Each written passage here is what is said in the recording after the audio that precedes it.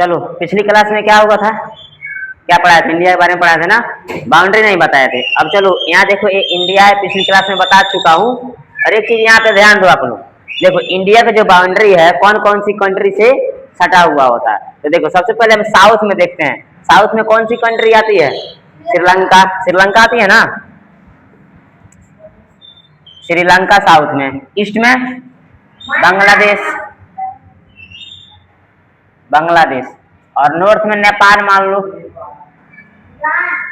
नेपाल भूटान जो भी एक कंट्री का नाम। वेस्ट में क्या मान लो, पाकिस्तान, पाकिस्तान हो गया। ठीक है, अब चलो हम इंडिया की बाउंड्री के बारे में समझ लिए। ठीक है, अब इंडिया के बारे में समझते हैं। चलो इंडिया की जो कुल एरिया होता है, इंडिया की कुल एरिया कितना होता है, किसी को पता है एरिया, इसका क्षेत्रफल क्या है इंडिया की। हाँ, इंडिया के क्षेत्रफल देखो क्या होता है,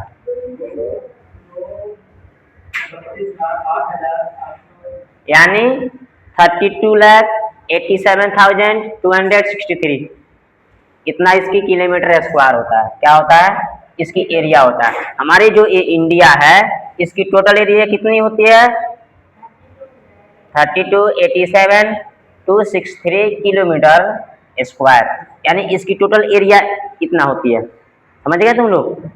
चलो अब इसके बाद से इसमें क्या होता है, तो उस दिन बता दिए थे, नहीं बताए थे ना उस दिन इंडिया के बारे में। स्टेट कितने बताए थे, 28 बताए थे। और यूनियन टेरिटोरी बताए थे, यूनियन टेरी कितना बताए थे, 837, 8 होता है। यूनियन टेरिटरी कितना होता है, 8 होता है। सबको पता है ना, कौन कौन होता है यूनियन टेरिटरी, पता है किसी को, है 8 होता है। चलो इतना समझो, अब आगे समझते हैं।